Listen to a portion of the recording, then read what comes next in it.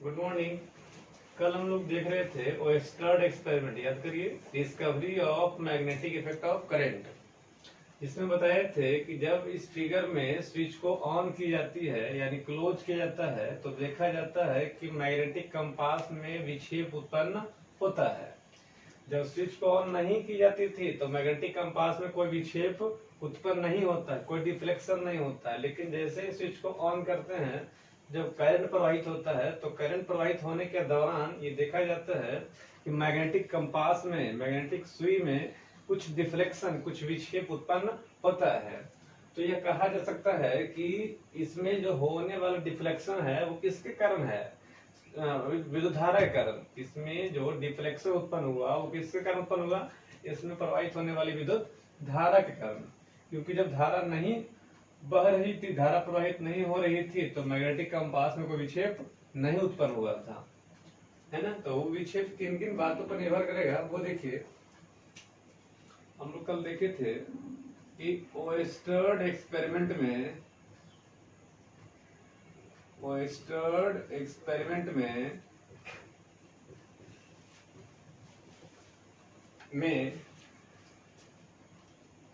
जब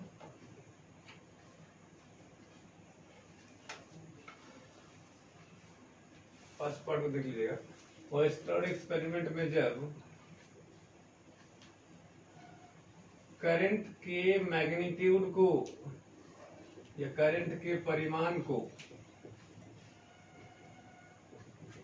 करंट के परिमाण को बढ़ाया जाता है,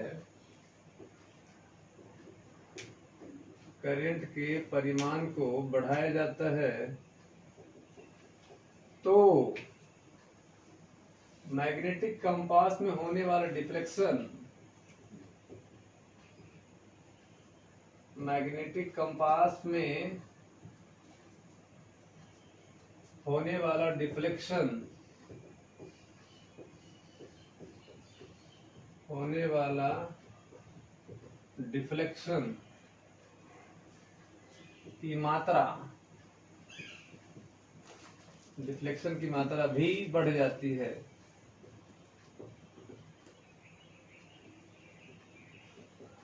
बढ़ जाती है। कहने का मतलब जब करंट के मैग्नीट्यूड को चेंज करेंगे, जैसे मान लीजिए 2 एम्पियर बह रहा था, अब अगर 2 से 4 एम्पियर करेंगे तो अगर ये 30 डिग्री घूमता था तो अब 60 डिग्री घूमेगा, या 50 डिग्री घूमेगा, या 40 डिग्री घूमेगा। मतलब जैसे ही करंट के परिमाण को बढ़ाएंगे, यानी करंट के जो मैग्नीट्यूड है उसको बढ़ाएंगे, तो मैग्नेटिक कंपास में जो विक्षेप उत्पन्न होगा, जो घुमाव होगा, वो सबसे बढ़ भी जाएगा। वो भी क्या हो जाएगा? बढ़ जाएगा। यानी जब करंट के परिमाण को बढ़ाया जाएगा तो, करंट के परिमाण को बढ़ाया जाएगा तो डिफ्लेक्शन की मात्रा भी क्या हो जाएगी? बढ़ जाएगी। सेकेंड पॉइंट कहता है कि ओएस्टर्ड एक्सपेरिमेंट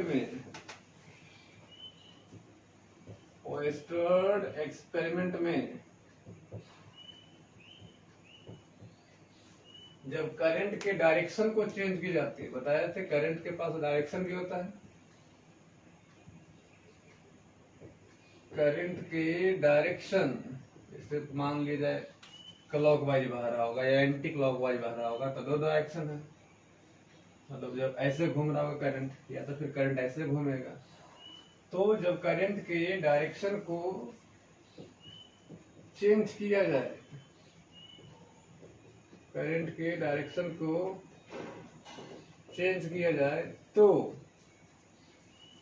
मैग्नेटिक कंपास में होने वाला डिफ्लेक्शन, मैग्नेटिक कंपास में होने वाला डिफ्लेक्शन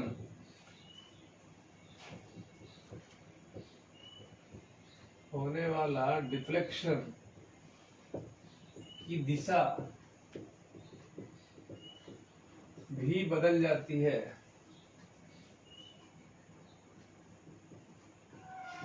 दिशा भी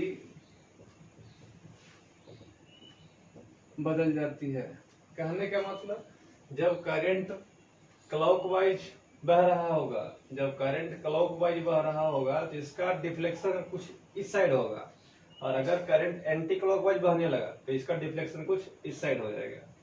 यानी जब करंट का डायरेक्शन चेंज करेंगे तो जो चुंबकीय सुई में विक्षेप होगा वो भी चेंज हो जाएगा। मतलब परिमाण से नहीं, दिशा में। अगर वो धारा इधर बहने से इधर मुड़ता है तो धारा इधर बहने से इधर मुड़ेगा।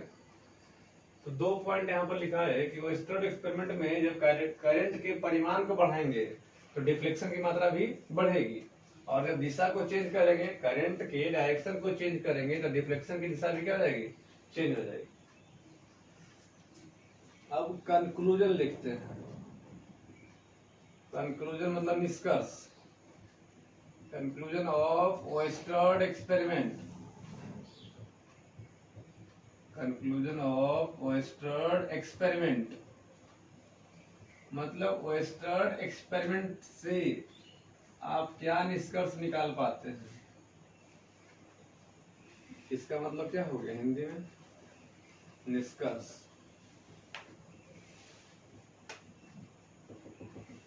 ठीक है, मतलब क्या आप ये ज्ञात किए, एक्सपेरिमेंट किए तो आपको क्या प्राप्त हुआ, ये कंक्लूजन हुआ। फर्स्ट पॉइंट हुआ कि चुंबकीय सुई तभी विक्षेपित हुआ जब क्या प्रवाहित हो रहा था, करंट। चुंबकीय सुई तभी प्रवाहित हुआ जब क्या, मतलब तभी विक्षेपित हुआ जब क्या बह रहा था, करंट। इसका मतलब करंट ही चुंबकीय सुई में विक्षेप के कारण होता है। करंट ही चुंबकीय सुई में विक्षेप के कारण होता है। तो आप कह सकते हैं कि हम जानते हैं कि चुंबकीय सुई तभी विक्षेपित होगा जब कोई और चुंबकीय क्षेत्र उत्पन्न होगा। ये चुंबकीय सुई तभी विक्षेपित होता है जब इसके चारों ओर कोई चुंबकीय क्षेत्र उत्पन्न होता है। और जब करंट बहने लगा और ये विक्षेपित हुआ, इसका मतलब कि जरूर करंट के बहने के कारण इसके चारों ओर चुंबकीय क्षेत्र उत्पन्न होता होगा, क्योंकि बिना करंट के विक्षेपित नहीं हुआ। बिना करंट के ये सुई विक्षेपित नहीं हुआ, तो कह सकते हैं कि जब करंट प्रवाहित होने लगा तो ये विक्षेपित हो गया। इसका मतलब कि जरूर करंट प्रवाहित होने के दौरान इसके चारों ओर चुंबकीय क्षेत्र उत्पन्न हुआ होगा, तभी ये जाकर के विक्षेपित हुआ है। तो कह सकते हैं फर्स्ट पॉइंट में कि ओयस्टर्ड एक्सपेरिमेंट से यह मालूम चलता है, ओयस्टर्ड एक्सपेरिमेंट से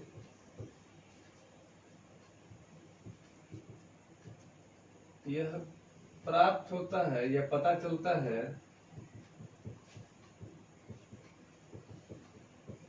कि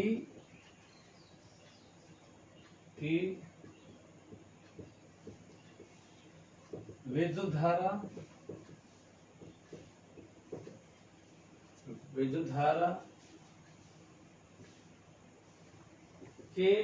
के चारों ओर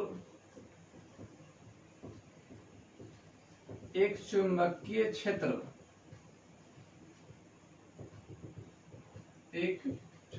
क्षेत्र उत्पन्न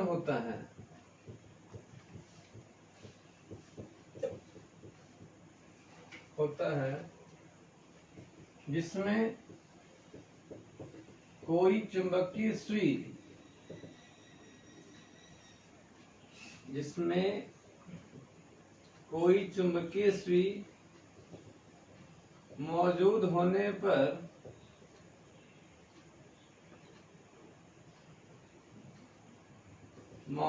होने पर वह विक्षेपित हो जाता है।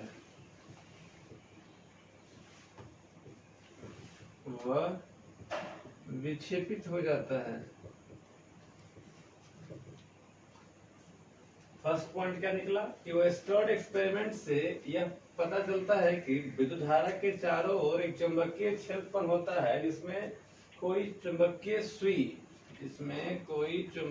सुई यदि मौजूद है तो क्या हो जाएगा, विक्षेपित हो जाएगा, मुड़ जाएगा। सेकेंड पॉइंट, ओयस्टर्ड एक्सपेरिमेंट से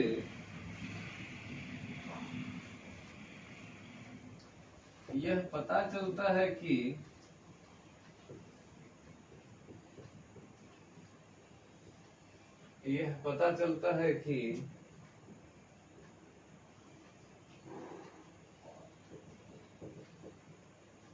विद्युत धारा के परिमाण को बढ़ाने पर विद्युत धारा के परिमाण को बढ़ाने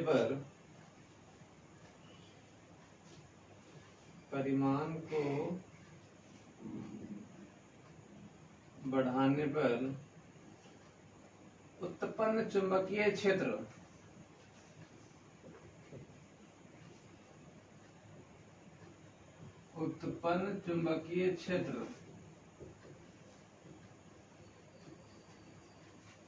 का परिमाण भी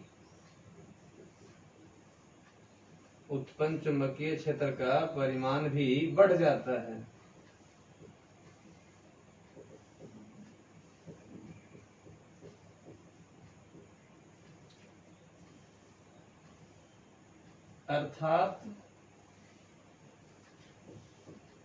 अर्थात चुंबकीय क्षेत्र का परिमाण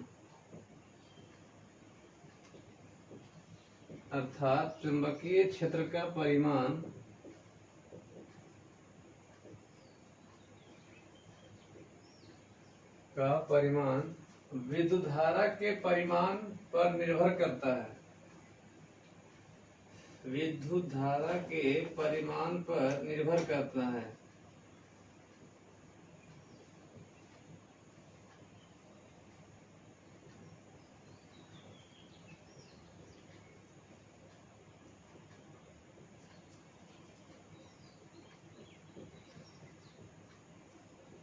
ठीक है, क्योंकि बताए थे, क्योंकि ये जब करंट के मैग्नीट्यूड को चेंज किए थे तो डिफ्लेक्शन की मात्रा भी क्या हो गई थी, चेंज हो गई थी, बढ़ गई थी।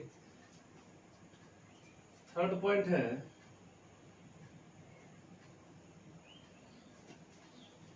ओएस्टर्ड एक्सपेरिमेंट से, देखो जी फर्स्ट लिख रहा है, देखो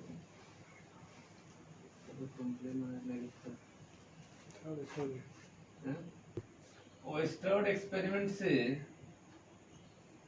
यह पता चलता है कि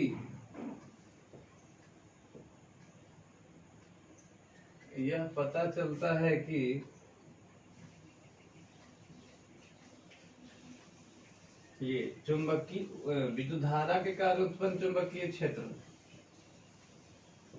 विद्युत धारा के कारण उत्पन्न चुंबकीय क्षेत्र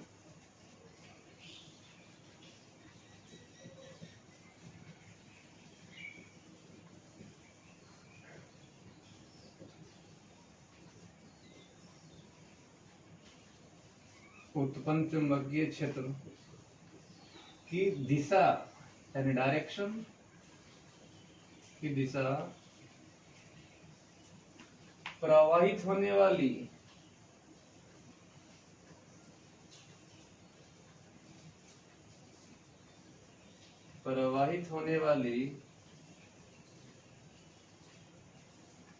विद्युत धारा की दिशा पर निर्भर करता है।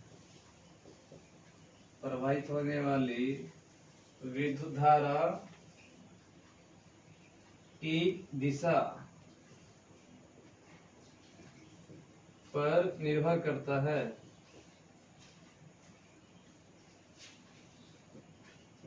क्योंकि याद करिए, जब डायरेक्शन को चेंज किए थे तो डिफ्लेक्शन भी क्या हो गया था, चेंज हो गया था, दिशा चेंज हो गई थी, निर्भर करता है। ये वो कंक्लूजन, 3 पॉइंट समझिए इसको फिर से। हम लोग पढ़ रहे थे discovery of magnetic effect of current, और ये कहता है कि जब आप स्विच को ओपन किए थे तो करंट नहीं प्रवाहित हो रहा था, जिसके कारण मैग्नेटिक कंपास में कोई विक्षेपण उत्पन्न नहीं हुआ। लेकिन जैसे ही स्विच को आप ओपन किए, सर्किट क्लोज हुआ, कंप्लीट हुआ, तो इसमें करंट प्रवाहित होने लगा और उसके दौरान देखा गया कि मैग्नेटिक कंपास में कुछ विक्षेप उत्पन्न होता है। अब इसमें और क्या किया गया कि जब रियोस्टैट धारा नियंत्रक की सहायता से करंट के मात्रा को बढ़ाया घटाया गया, रियोस्टैट धारा नियंत्रक की सहायता से इसमें प्रवाहित होने वाले करंट की मान को क्या किया गया, बढ़ाया गया, फिर घटाया गया। तो देखा गया कि मैग्नेटिक कंपास विक्षेपण भी उसी अनुसार बढ़ता है, उसी अनुसार घटता है। यानी अगर मात्रा को, धारा की मात्रा को बढ़ा दिया गया, अगर धारा की मात्रा को बढ़ा दिया गया तो इसमें विक्षेपण की मात्रा भी बढ़ गई, और जब धारा की मात्रा को घटा दिया गया तो विक्षेपण की मात्रा भी घट गई। वो वही बात है। उसके बाद ये देखा गया कि जब डायरेक्शन को चेंज किया गया, अगर पहले क्लॉकवाइज बह रहा था, अगर अब एंटी क्लॉकवाइज किया गया, तो ये देखा गया कि मैग्नेटिक कंपास में होने वाला विक्षेप की डायरेक्शन भी चेंज हो गया। इसका मतलब कभी अगर इधर डिफ्लेक्शन हो रहा था तो अब इधर होगा, या पहले इधर हो रहा होगा तो अब इधर होगा। यानी करंट की डायरेक्शन को चेंज करने पर डिफ्लेक्शन की डायरेक्शन भी चेंज हो गया। तो इन बातों से हमको कुछ निष्कर्ष निकला, इसलिए पढ़ने वाला है कंक्लूजन ऑफ ओयस्टर्ड एक्सपेरिमेंट। कंक्लूजन ऑफ ओयस्टर्ड एक्सपेरिमेंट, ठीक है। फर्स्ट एक्सपेरिमेंट, फर्स्ट पॉइंट में क्या निकला कि ओयस्टर्ड एक्सपेरिमेंट से यह पता चलता है कि विद्युत धारा के चारों ओर एक चुंबकीय क्षेत्र उत्पन्न होता है, जिसमें कोई चुंबकीय सुई यदि मौजूद है तो उसमें क्या उत्पन्न होगा, विक्षेपण। कैसे? ये एक्सपेरिमेंट की मालूम चला कि जब करंट प्रवाहित हो रहा था तो ये चुंबकीय सुई विक्षेपित हुआ, और चुंबकीय सुई विक्षेपित तभी होता है जब उसके चारों ओर कोई अन्य चुंबकीय क्षेत्र उत्पन्न हुआ है। तो अगर ये विक्षेपित हो गया तो कह सकते हैं कि जरूर कोई ना कोई चुंबकीय क्षेत्र है। अब वो चुंबकीय क्षेत्र कैसे आया? विद्युत धारा प्रवाहित होने के कारण, क्योंकि जब ये प्रवाहित नहीं हो रहा था तो कोई विक्षेपण उत्पन्न नहीं था। अब यदि विक्षेपण है इसका मतलब जरूर चुंबकीय क्षेत्र है, और वो चुंबकीय क्षेत्र किसके कारण होगा? प्रवाहित होने वाली विद्युत धारा के कारण होगा। सेकंड पॉइंट लिखे कि ओयस्टर्ड एक्सपेरिमेंट से यह पता चलता है कि विद्युत धारा के परिमाण को बढ़ाने पर उत्पन्न चुंबकीय क्षेत्र का परिमाण भी बढ़ जाता है। इसका मतलब अगर धारा के परिमाण को बढ़ाया जाए तो डिफ्लेक्शन की मात्रा भी बढ़ जाएगी। अगर पहले 30 डिग्री था तो अब 40 डिग्री हो जाएगा, ये 50 डिग्री हो जाएगा। अर्थात चुंबकीय क्षेत्र की परिमाण जो होगा, चुंबकीय क्षेत्र का जो परिमाण होगा वह विद्युत धारा के परिमाण पर निर्भर करता है। कितना अधिक विक्षेपण होगा, कितना अधिक मुड़ेगा, ये निर्भर करेगा कितना करंट बह रहा है।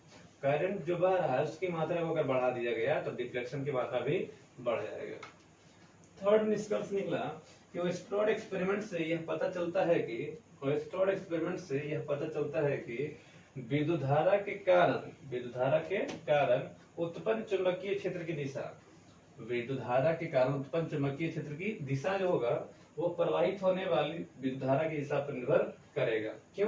क्योंकि इसमें देखे थे कि जब डायरेक्शन को चेंज किए थे तो चुंबकीय सुई का विक्षेपण की दिशा भी चेंज हो गया था। अगर करंट ऐसे बह रहा था तो विक्षेपण अगर इस प्रकार से था तो अब उल्टा बहने पर उल्टा हो जाएगा। इसका मतलब हम लोग 3 बात ध्यान में रखें कि जब विद्युत धारा प्रवाहित होगा तो जरूर उसके चारों ओर कोई चुंबकीय क्षेत्र उत्पन्न होगा, और जो चुंबकीय क्षेत्र उत्पन्न होगा उसका परिमाण प्रवाहित होने वाली विद्युत धारा पर निर्भर करेगा, दिशा मतलब परिमाण पर। और थर्ड पॉइंट पढ़े कि जो चुंबकीय क्षेत्र उत्पन्न होगा उसकी जो दिशा होगी वह करंट के डायरेक्शन पर निर्भर करेगा। अगर तो करंट डायरेक्शन को चेंज करेंगे तो डिफ्लेक्शन भी चेंज करेगा, अगर चेंज नहीं करेंगे तो डिफ्लेक्शन चेंज नहीं होगा। तो ये था आपका ओयस्टर्ड एक्सपेरिमेंट। देखिए हम लोग अभी पढ़े ओयस्टर्ड एक्सपेरिमेंट के बारे में। ओयस्टर्ड एक्सपेरिमेंट है क्या, और एक्चुअली वो दर्शाता है discovery of magnetic effect of current. अब ओयस्टर्ड एक्सपेरिमेंट से क्या क्या कंक्लूजन था उसको भी हम लोग जान लिए। नेक्स्ट टॉपिक है motion of charge in magnetic field. हम लोग याद करिए इलेक्ट्रोस्टैटिक्स में पढ़े थे motion of charge in electric field. इसमें आपको बहुत सारा समीकरण से लिखिए थे, V बराबर U प्लस जो 80 था A के जगह पर था QE अपॉन M, याद करिए, into T। First equation of motion for charge particle है ना, first equation of motion for charge particle in electric field था ये, क्योंकि E है ना। ठीक उसी प्रकार था x equal to ut plus half A के जगह पर, हाफ 80 स्क्वायर होता है ना, तो हाफ A के जगह पर था, याद करिए, QE upon M into T square. ये था second equation of motion for charge particle, second equation of motion for charge particle, क्योंकि यहाँ पर चार्ज पार्टिकल का आवेश Q होगा और विद्युत क्षेत्र आपका E होगा। ठीक उसी प्रकार था V square is equal to U square plus 2 A के जगह पर था Q E upon M into S, ये एक्स कर दीजिए जो भी हो। ये है third equation of motion for charge particle in electric field. तो याद करिए इलेक्ट्रोस्टैटिक्स में हम लोग ये सारी बातें को पढ़े थे, इसमें जाने थे कि कैसे चार्ज पार्टिकल इलेक्ट्रिक फील्ड में मूव करता है और उसके लिए क्या क्या समीकरण होते हैं। तो ये था first equation of motion for charge particle in electric field. First equation of motion, गति का पहला समीकरण किसके लिए, आवेशित कण के लिए, कहाँ पर, विद्युत क्षेत्र में। ये था second equation of motion for charge particle in electric field. ये था third equation of motion for charge particle in electric field. ठीक उसी प्रकार से आज हम लोग जानेंगे motion of charge particle in magnetic field. Motion of charge particle in magnetic field यानी चुंबकीय क्षेत्र में कैसे आवेशित कण मूव करता है उसके बारे में जानेंगे। या उससे पहले आप फोर्स डिस्कवर कीजिए कि फोर्स कितना लगेगा। तो पहले हो जाएगा force on charge particle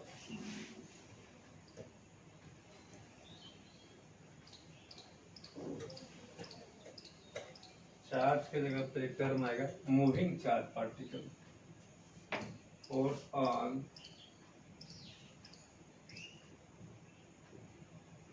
moving charge particle in magnetic field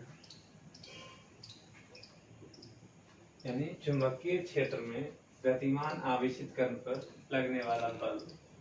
force on moving charge particle, बल निकालना है किस पर, मूविंग चार्ज पार्टिकल गतिमान आवेशित कण पर, और वो कहाँ कण है, चुंबकीय क्षेत्र में, इन मैग्नेटिक फील्ड में। ठीक है, तो ध्यान दीजिए एक्सपेरिमेंट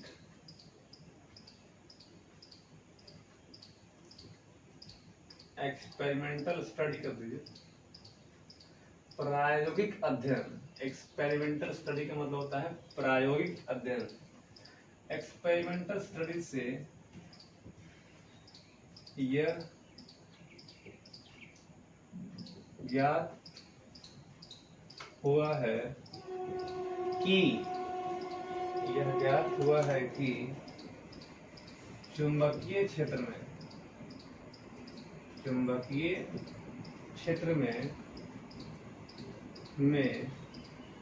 गतिमान आवेशित कण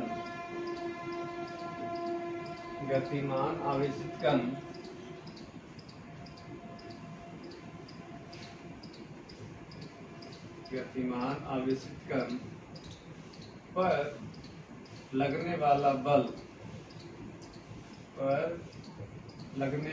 बल निम्नलिखित बातों पर निर्भर करता है।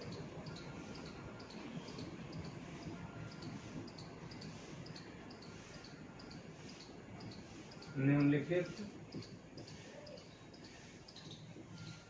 बातों पर निर्भर करता है।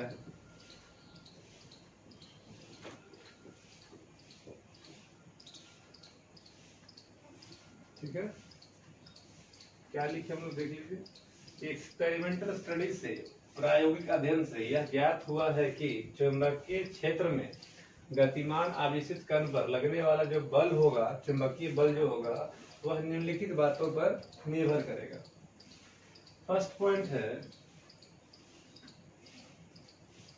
इन मैग्नेटिक फील्ड, थोड़ा सा इंग्लिश लगाते हैं, इन मैग्नेटिक फील्ड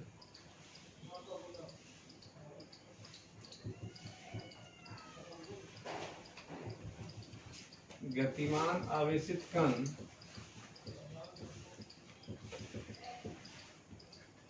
Q, गतिमान आवेशित कण Q मतलब उसका आवेश है, गतिमान आवेशित कण Q पर लगने वाला बल, जो बल होगा वो कहलाएगा चुंबकीय बल। क्या कहलाएगा वो, चुंबकीय बल। Q पर लगने वाला चुंबकीय बल का मान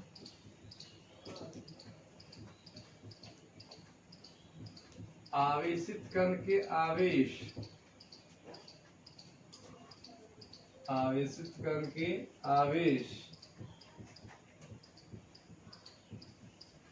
पर निर्भर करता है या के समानुपाती होता है, आवेश के समानुपाती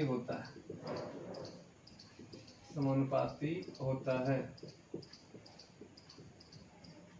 दैट इज F समानुपाती Q, F समानुपाती Q।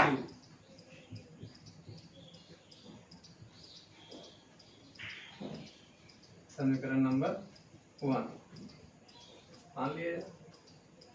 अब देखिए सेकेंड पॉइंट में, इन मैग्नेटिक फील्ड यानी कि चुंबकीय क्षेत्र में, इन मैग्नेटिक फील्ड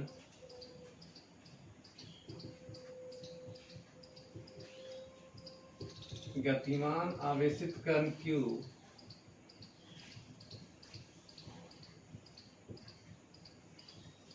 पर लगने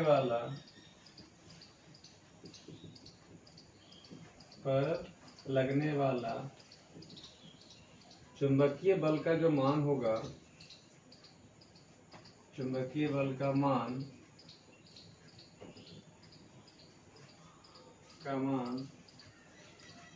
कण के वेग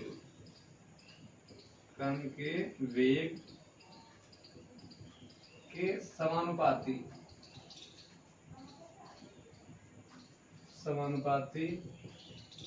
होता है, दैट इज वेग है यानी v होगा, तो F समानुपाती v। समीकरण नंबर 2। थर्ड देखिए, इन मैग्नेटिक फील्ड चुंबकीय क्षेत्र में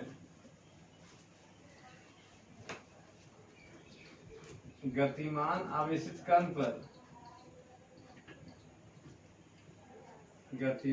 आवेशित कण पर लगने वाला चुंबकीय बल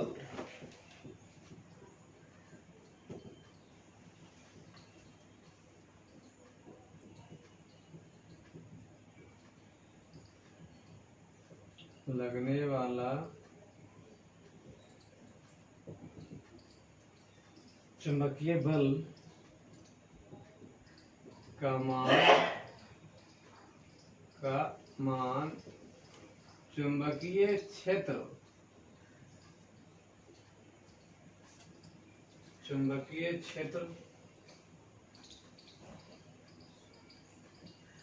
पर निर्भर करता है, यह समानुपाती होता है, चुंबकीय क्षेत्र के समानुपाती होता है।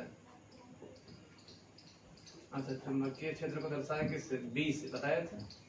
चुंबकीय क्षेत्र को दर्शाते हैं बी से, कैपिटल बी से, के समानुपाती होता है,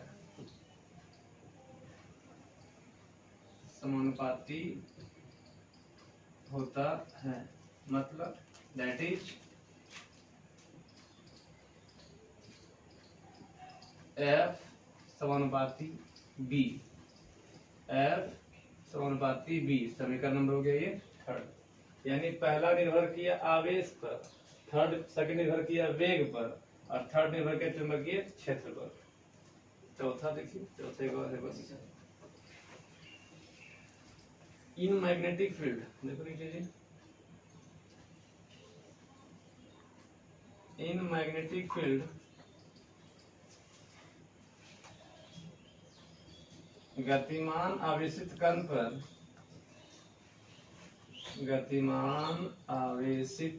पर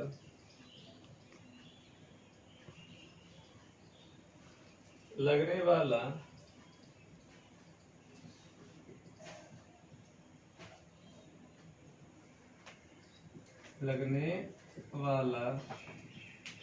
चुंबकीय जो बल होगा,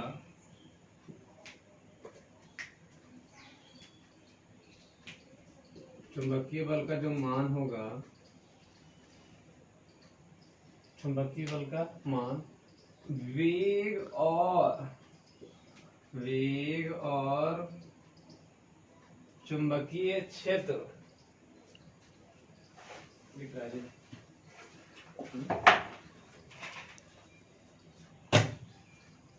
वेग और चुंबकीय क्षेत्र के बीच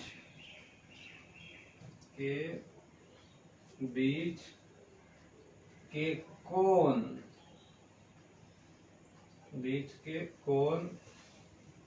के साइन, बीच के कोण के साइन ब्रैकेट में साइन थीटा, बीच के कोण के साइन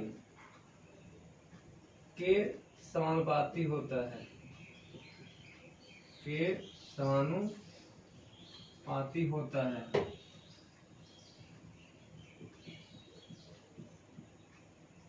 दैट इज लिखा रहा, दैट इज एफ समानुपाती साइन थीटा, एफ समानुपाती साइन थीटा। बस यही चार है, फिर मिला देंगे चारों को। समझिए फिर से, हम लोग पढ़ रहे हैं force on moving charge particle in electric field. चुंबकीय क्षेत्र में गतिमान आवेशित कण पर कितना बल लगता है, वो किन किन बातों पर निर्भर करता है। तो ये एक्सपेरिमेंटल स्टडी से ज्ञात होता है, प्रायोगिक अध्ययन से यह ज्ञात होता है कि चुंबकीय क्षेत्र में अगर कोई गतिमान आवेशित कण है, चुंबकीय क्षेत्र में यदि कोई गतिमान आवेशित कण है, तो वह जो उस पर जो बल लगेगा वह निम्नलिखित बातों पर निर्भर करेगा। फर्स्ट पॉइंट कहता है कि इन मैग्नेटिक फील्ड, चुंबकीय क्षेत्र में जो होगा गतिमान आवेशित कण पर जो बल लगेगा, वह बल जो होगा आवेशित कण के आवेश के समानुपाती होगा। यानी जो बल लगेगा वह आवेशित कण के आवेश के समानुपाती होगा। सेकेंड पॉइंट कहता है इन मैग्नेटिक फील्ड, चुंबकीय क्षेत्र में गतिमान आवेशित कण Q पर जो बल लगेगा वह वेग के समानुपाती होगा। जो बल लगेगा वह वेग के समानुपाती होगा, यानी F समानुपाती V। थर्ड पॉइंट कहता है कि इन मैग्नेटिक फील्ड, चुंबकीय क्षेत्र में गतिमान आवेशित कण Q पर जो बल लगेगा वह चुंबकीय क्षेत्र पर निर्भर करेगा, यानी उसके समानुपाती होगा, यानी B के समानुपाती होगा, यानी F समानुपाती B।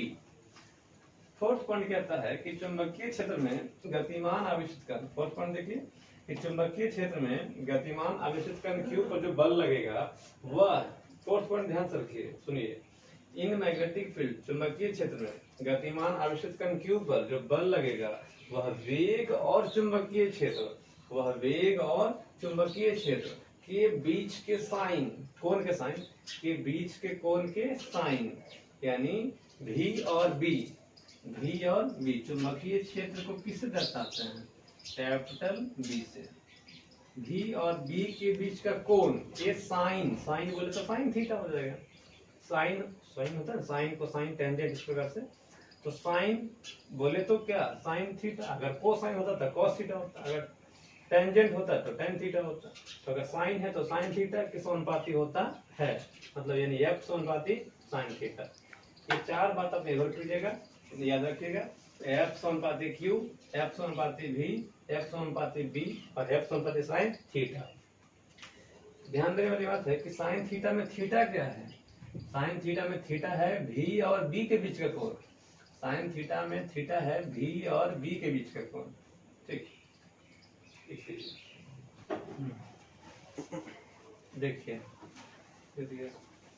देखिए अभी चारों पॉइंट पढ़े हम लोग।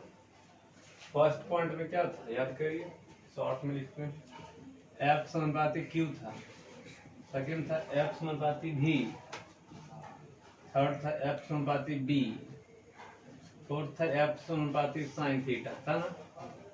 तो देखिए चारों समीकरण को मिलाएंगे तो लिखेंगे combining all the four equations,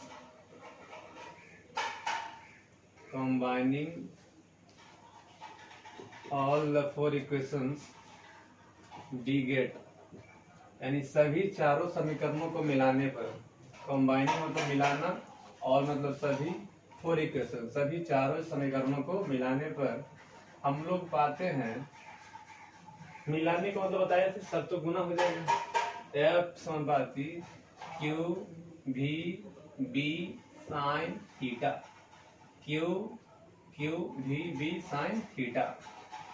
अच्छा, समानुपाती चिन्ह हटाएंगे ना, समानुपाती चिन्ह हटाएंगे तो कांस्टेंट देंगे, तो के दे दीजिए, Q V B sine theta, Q V B sine theta. फिर यानी यहाँ के जो है एक कांस्टेंट है, के जो है एक कांस्टेंट है जिसका वैल्यू लगभग 1 होता है, लगभग क्या पूरा 1 ही होता है। के का जो के है वो कांस्टेंट है जिसका मान लगभग 1 होता है। जैसे याद करिए ना, एफ इक्वेशन, ये second equation of motion, F समानुपाती था, गति, ये क्या कहते हैं, गति का दूसरा नियम, Newton second law of motion. तो एफ समानुपाती m था और फिर एफ समानुपाती a था, तो दोनों मिलाए थे, तो एफ समानुपाती m में हो गया। तो इसमें कांस्टेंट जो होगा k लगाए थे, और k का जो मान था वो 1 था, तब ना f बराबर m में लगाए थे, second law of motion. f बराबर क्या था, m में, इसके लिए कांस्टेंट का मान कितना था, 1। ठीक उसी प्रकार यहाँ पे एफ समानुपाती Q V B sine theta आया, समानुपाती चिन्ह लगा दिए, हटाए तो कांस्टेंट लगाए के, यहाँ जो कांस्टेंट के है उसका मान कितना है, 1। इसलिए एफ का जो फॉर्मूला आ गया वो Q V B sine theta, Q V B sine theta, ये आया। ये तो परिमाण के पदों में आया, ये जो आया इन मैग्नीट्यूड है, ये मैग्नीट्यूड है, ठीक है। अगर हम वेक्टर फॉर्म में लिखेंगे, अगर हम वेक्टर फॉर्म में लिखते हैं तो एक चीज जानिए, एफ पर तो एरो लग जाएगा, एफ पर एरो लग जाएगा क्योंकि सदिश राशि है, क्यू पर एरो नहीं लगेगा क्योंकि ये अदिश राशि है, भी पर लगेगा। अब याद करिए, साइन को हटाते हैं तो क्रॉस लगाते हैं या डॉट लगाते हैं, क्रॉस लगाते हैं, और क्रॉस को हटाते हैं तो डॉट लगाते हैं, डॉट में क्रॉस और क्रॉस में साइन, तो भी क्रॉस हो जाएगा बी, भी क्रॉस बी, यही हो जाएगा इसका वेक्टर लॉ। एफ समानुपाती Q, sorry F vector F बराबर Q into V cross B, Q into V cross B. अच्छा, एफ ये सदिश राशि था, एरो लग गया, वेग सदिश राशि था, एरो लग गया, चुंबकीय क्षेत्र भी सदिश राशि था, इसलिए इस पर भी एरो लग गया, और क्रॉस साइन हटाए तो क्रॉस लगाएंगे, क्रॉस के लिए क्या आता है, साइन आता है, तो अगर साइन हटाया गया तो क्रॉस लगाएंगे। इसलिए वेक्टर फॉर्म में फार्मूला आ गया F is equal to Q into V cross B, F is equal to Q into V cross B, F is equal to Q into V cross B. अब इसके लिए एक figure है, पहले उसको समझ लीजिए।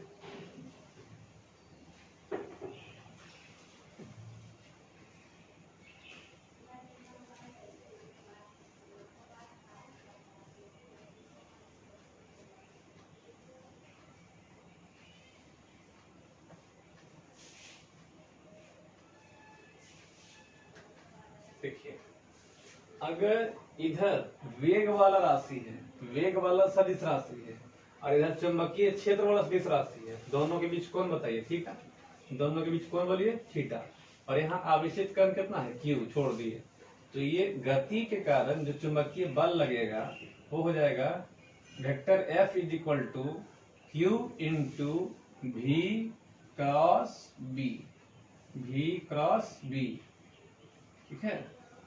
ये डायग्राम हो गया। एक बार और समझिए, हम लोग पढ़े कि एफ निर्भर करता है क्यू पर, एफ निर्भर करता है भी पर, एफ निर्भर करता है बी पर, एफ निर्भर करता है साइन थीटा पर। तो जब सभी समीकरणों को मिला देंगे तो मिलाने पर ये मिलेगा, हटाएंगे तो कांस्टेंट लगाने की, जिस कांस्टेंट का मान कितना होता है, 1 होता है। एक्सपेरिमेंटल स्टडी से प्रूफ है ये, प्रायोगिक अध्ययन से सत्यापित है, इसका के का मान कितना होगा, 1 होगा। अब मैग्नीट्यूड आ गया कि हर के का मान 1 कर दिए, के का मान कुछ नहीं तो यहाँ पर कितना कर दिए 1 कर दिए, हटा दिए। तो यानी फॉर्मूला आ गया F बराबर Q V B sine theta, F is equal to Q V B sine theta. अब अगर वेक्टर फॉर्म में लिखना है तो F सदिश राशि है इसलिए इस पर एरो लगा दिए, क्यू अदिश राशि था इसलिए छोड़ दिए इसको, क्यू आवेश कौन सी राशि है अदिश राशि है छोड़ दिए, भी और बी दोनों शेष राशि है और साइन थीटा है तो क्यों ना साइन थीटा को हटा दिया जाए। और वेक्टर में पढ़े थे जब साइन थीटा को हटाते हैं तो हम लोग क्रॉस लगाते हैं, तो भी क्रॉस बी हो गया, यानी फॉर्मूला आ गया vector F is equal to Q into V cross B. Diagram से स्पष्ट है, अगर भी वेक्टर इधर है बी वेक्टर इधर है और इन दोनों के बीच के कोण भी से बी का बीच के कोण, भी से बी के बीच के कोण अगर थीटा है तो फॉर्मूला आ गया F is equal to Q into V cross B. ठीक है, लिख लीजिए।